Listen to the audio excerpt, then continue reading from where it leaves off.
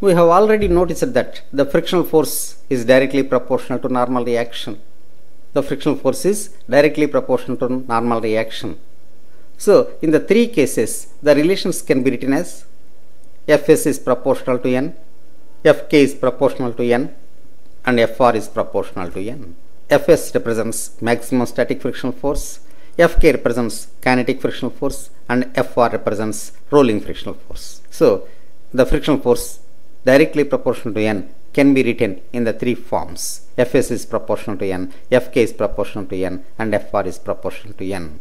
Remember that Fs, Fk, Fr are not the same values. They are of different values.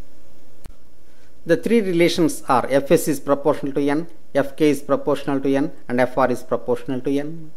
And these three relations can be written as Fs is equal to mu Sn, Fk is equal to mu Kn, and Fr is equal to mu Rn, where mu S, mu K, mu R are the coefficients of friction.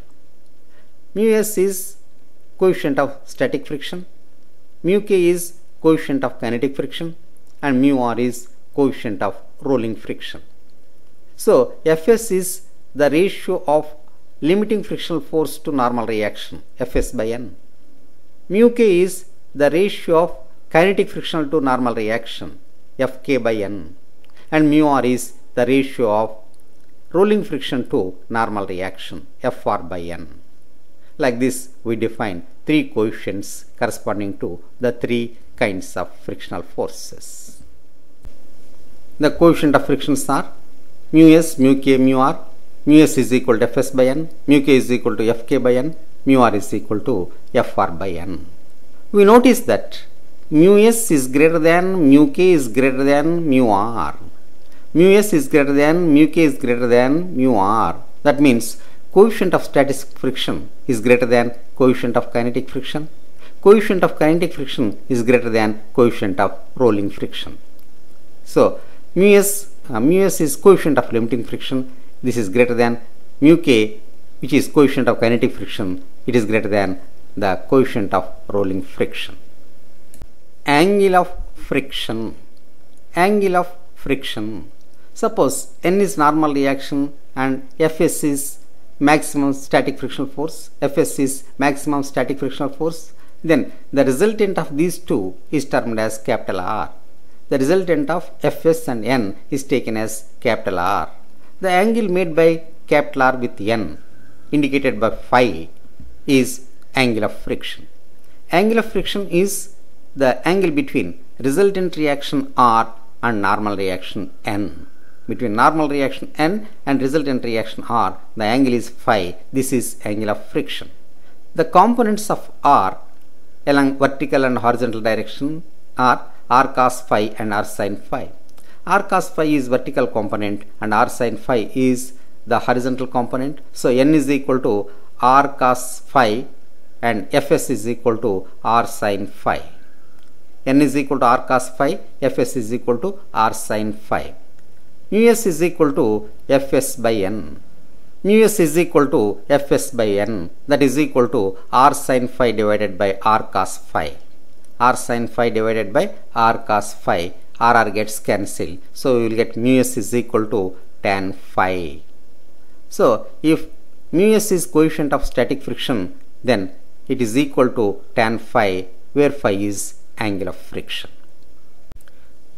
A block moving on a horizontal surface by the application of a force F.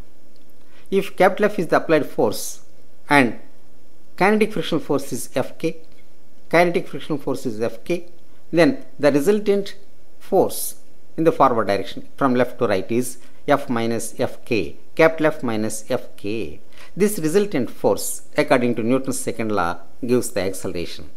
So, if the mass of the block is m and acceleration created is a, then capital F minus Fk is equal to ma.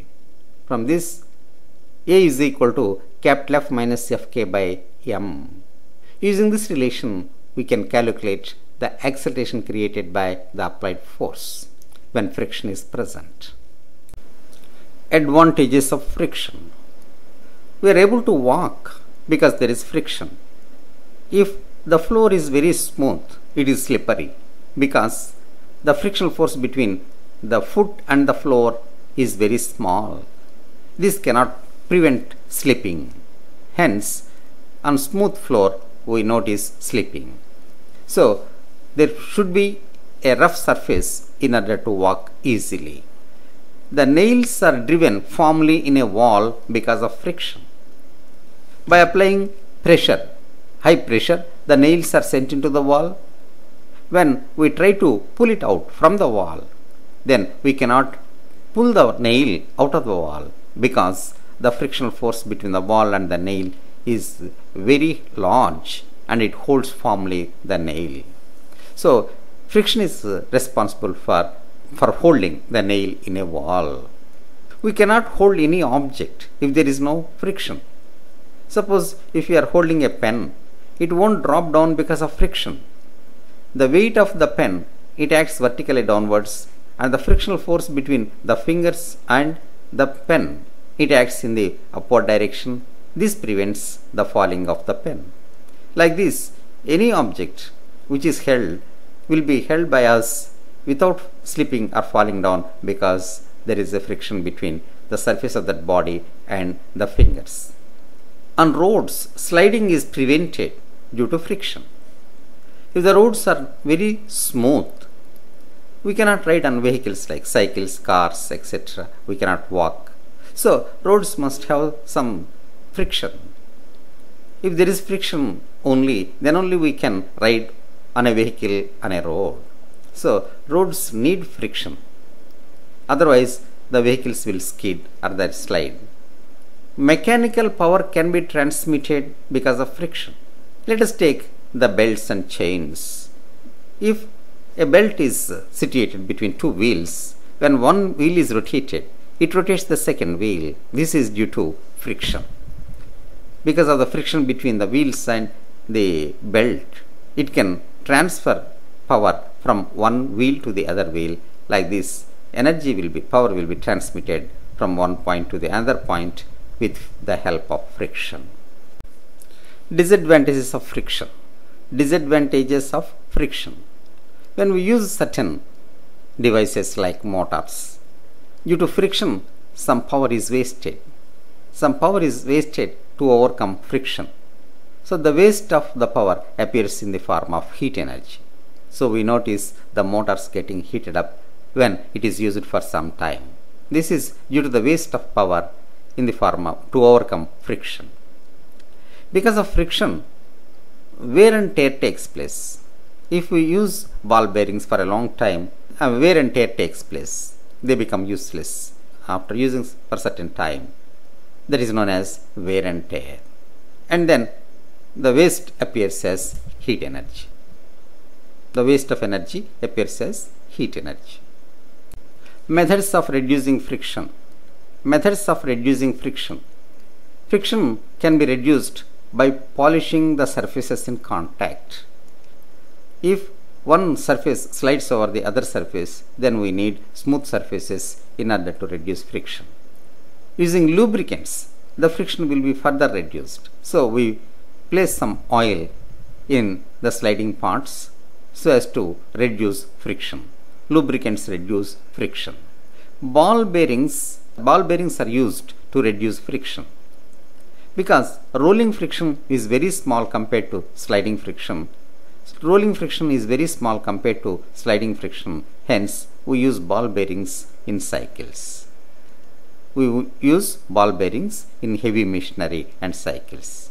The shape of the aeroplane is known as streamlining. In the front, its shape is like the shape of a fish. Such a shape is known as streamlining. Because of this streamlining, the friction is reduced. When it travels in air in the forward direction, the air layers, they move above this mouth and over the surface of the plane, and thereby the friction will be reduced by using this shape. Hence, the aeroplanes are streamlined so as to reduce friction.